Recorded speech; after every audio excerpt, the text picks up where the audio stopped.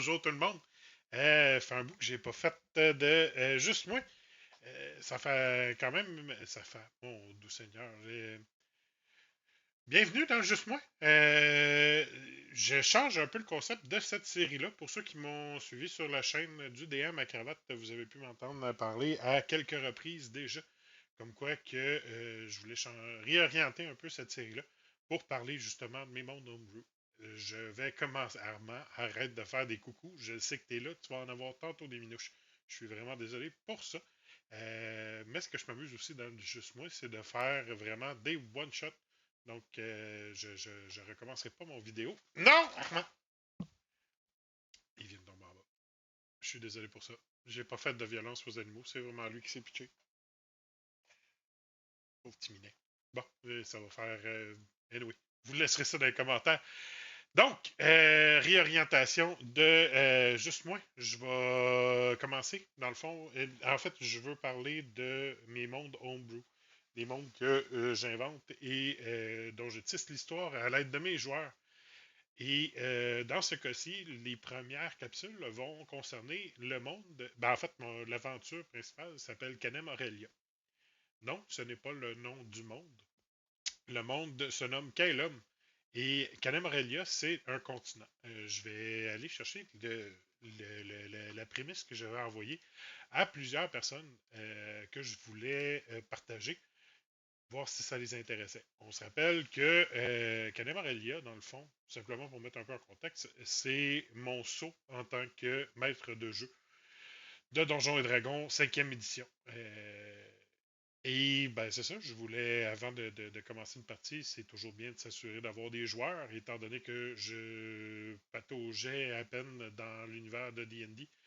Ben, je suis allé chercher des gens que je connaissais, puis que je voulais voir s'ils étaient intéressés d'une quelconque façon. Donc, la prémisse de l'histoire y allait comme ça. L'île continent de Canem Aurelia fut découverte, entre guillemets, par le peuple des hommes lors de la grande exploration il y a de cela uniquement 4 siècles, guidés par des mages et des prêtres attirés par une source de puissante de magie que n'importe quel mortel pouvait ressentir en son fort intérieur, mais à différents degrés. Oh, mon doux Seigneur, que j'avais botché ce paragraphe-là. J'aurais dû le relire avant de vous chipper ça. Par tout hasard et pour des fins romanesques, la source de magie était protégée par des voies maritimes complètement impraticables, protégée par un immense anneau de glace et un dôme de protection de nature céleste.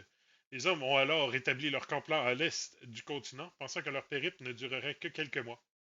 Les mois passèrent devinrent des années.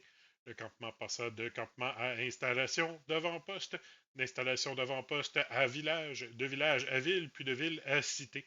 La source de magie semblait attirer toutes sortes de peuples et de races, puisque de décennie en décennie, la population de la cité s'accroissait.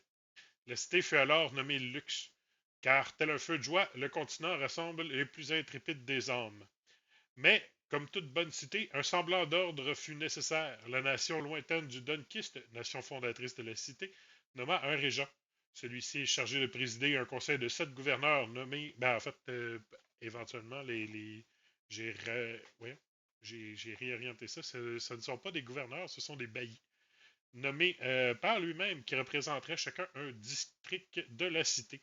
Ce sont ces 8 hommes qui établirent les lois de la cité. Au fil des ans, un seul passage vers l'anneau de glace s'est révélé praticable, bien qu'aucun aventurier n'en soit revenu par la suite.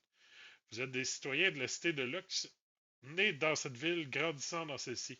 Lorsque vous regardez au nord-ouest, vous ressentez l'appel en votre fort intérieur. Vous êtes convaincu qu'un jour ce sera vous qui lèvera le voile du mystère de cette puissante source magique. Sachant que sans expérience, vous n'y arriverez point et que vous devez lancer votre carrière comme aventurier, vous en avez entendu des rumeurs mentionnant que tout aventurier décroche ses premiers contrats au Joyau Félin, une taverne sombre plus ou moins fréquentable du vieux Lux. Répondrez-vous à l'appel de l'aventure? Bon, je tiens quand même à dire que je m'excuse pour les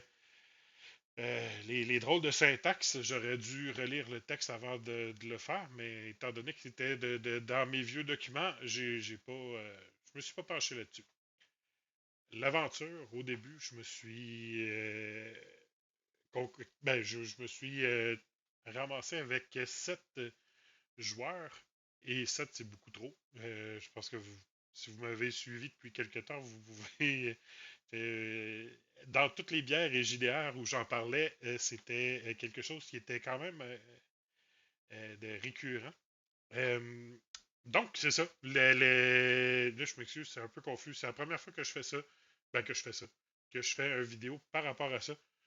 Euh, mais sachez que dans les prochains épisodes de Juste Moi, en fait, je vais élaborer un peu plus sur le monde. Je vais commencer par les 6 divinités du monde de Kaelum. Je vais aussi en parler par la suite des continents, des choses que mes joueurs ignorent complètement. Donc, si jamais j'ai des joueurs qui écoutent cette vidéo, ben accrochez-vous, vous allez peut-être apprendre des choses. Euh, Puis, ben, c'est ça, dans le fond, comment que la magie fonctionne. Qu'est-ce qui se passe à Caname Aurelia aussi? Pourquoi que c'est si intéressant que ça? C'est quoi la montagne que je parle justement dans la prémisse? Donc, ben, c'est un peu une vidéo d'initiation. J'espère que ça va vous intéresser. Laissez-moi ça dans les commentaires. Si jamais vous avez une orientation, si jamais vous avez des interrogations aussi par rapport à ce monde-là ou par rapport à comment j'ai pensé à ça, n'hésitez pas à laisser ça dans les commentaires. Puis ben, sinon, ben, je vous souhaite à la prochaine. Puis on se revoit bientôt. Au revoir!